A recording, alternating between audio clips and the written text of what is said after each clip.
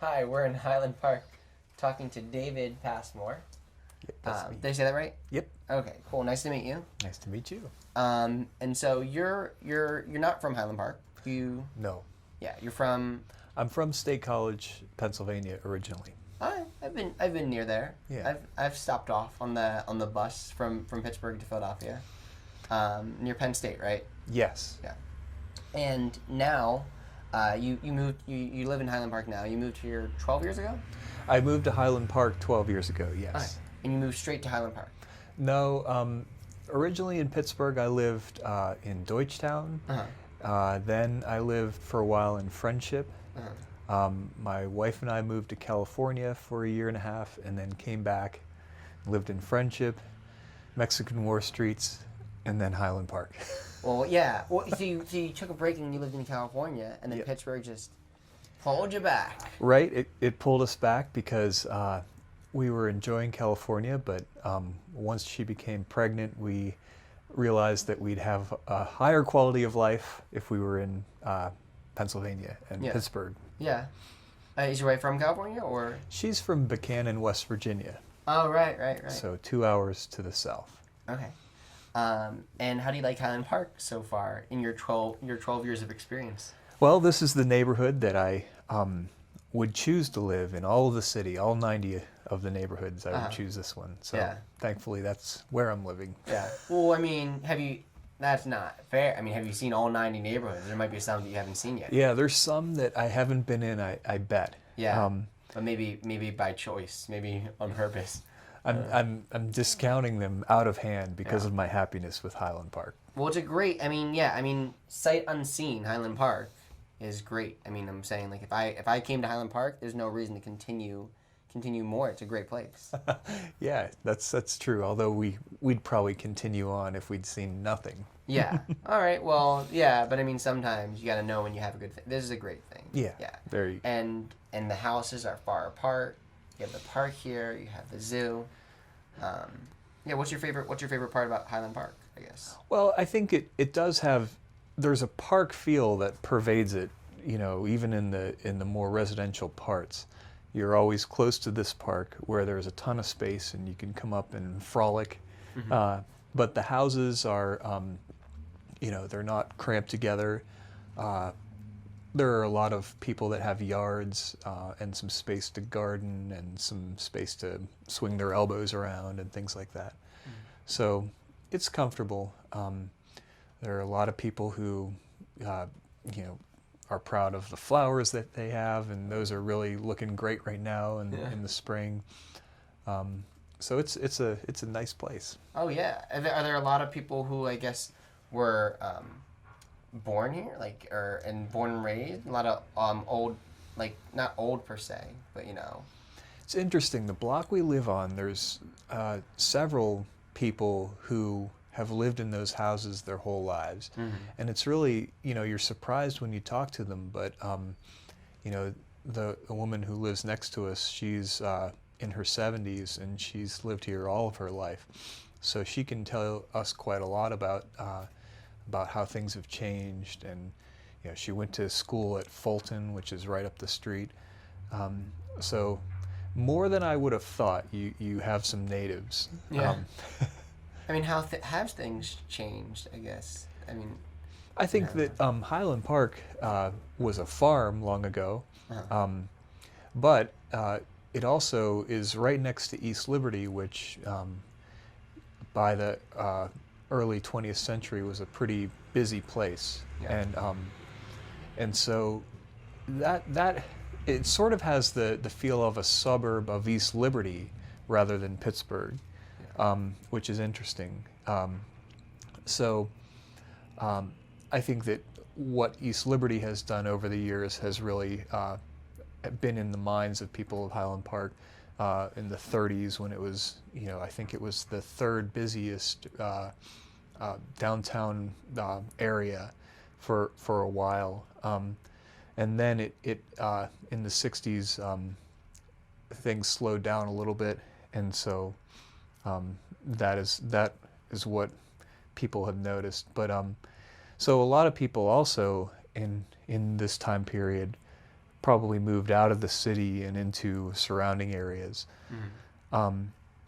So you have a neighborhood that was fairly middle class and full of people, and then it sort of emptied out a bit. But I think now it's filled back up again. Oh yeah, it's super filled. Yeah. And how you mentioned this used to be a farm, all of Highland Park, or? Yeah, I'm pretty sure that this was all farmland at one time. There's a grave site down the hill for Alexander Negley, who then was associated with the Mellon family, and so some of the earlier settlers of Pittsburgh had their footprint here in Highland Park. Oh wow, yeah. No, I mean, I guess you still have to feel like there's like that farm feel, like feeling and sentiment. Definitely. There's the soil that's here is really fertile. It's strange. In the alleys, when you're pulling out weeds or something like that, you pull out all this great, earth, and all of the weeds and things turn into massive trees, and there's grapes around. Oh, wow. There's a lot of stuff. It has a farm feel. Yeah, I always feel funny whenever I'm talking. Like sometimes I'll talk about like gardening or stuff like that, and like I always feel funny when I'm talking about like soil and stuff because like I'm so disconnected from it. Like on a normal day, and I'm just like, oh yeah, like I was working the land, and people are like, what did that mean? Like what were you doing? It's like, oh.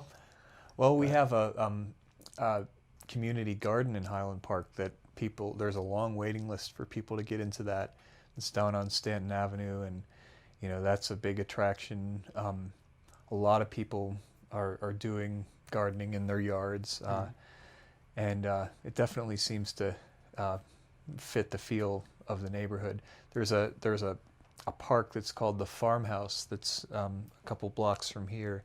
It's an old farmhouse, and so I'm not sure exactly whose farmhouse it was, but and then also on Highland Avenue, it's a corridor where it was once lined almost exclusively with huge mansions, and a couple of those are still there, but most of them are not. So it's interesting. Oh yeah, that's very interesting, and the fact that it's such a green place, which you don't really find, and it's technically in the city. Yeah. Yeah. Yeah. When you go to a city like New York City or Boston or Chicago, you don't really see this kind of space in the city. Although in Pittsburgh you have several neighborhoods that are this way, and also until quite recently, as a homeowner, we found it very affordable here in Highland Park. And there's beautiful houses like one might find in some other neighborhoods in the city, but they're a little bit cheaper than those neighborhoods. Yeah. So it sort of seemed like kind of a secret. Yeah. And you have like kids and stuff, or? Yeah. Right. We have a 14-year-old son and a 12-year-old daughter. Oh wow. And do they like the neighborhood? Is it a good place to like raise kids and? Yes, it's great. I mean, we always come up to the park for recreation, and it's a nice, it's almost a suburban feel, but it's still very much a city, so we like that kind of interplay. Yeah, how could you not take advantage of a park like this on the weekends or just any time, really? Yeah, it really is a good quality of life item when you can come up and take a walk your dog, just be in a nice big park.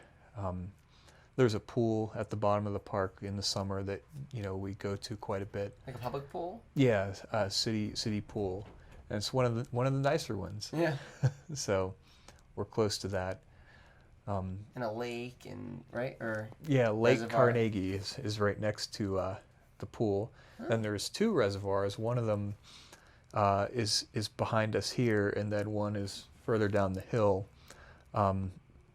So yeah, your city water is here. Yeah, you got the land, the setting, and then you've got the beautiful architecture and the culture that really Pittsburgh is known for. Yeah, and another thing that we have here that's interesting is that we have a lot of deer.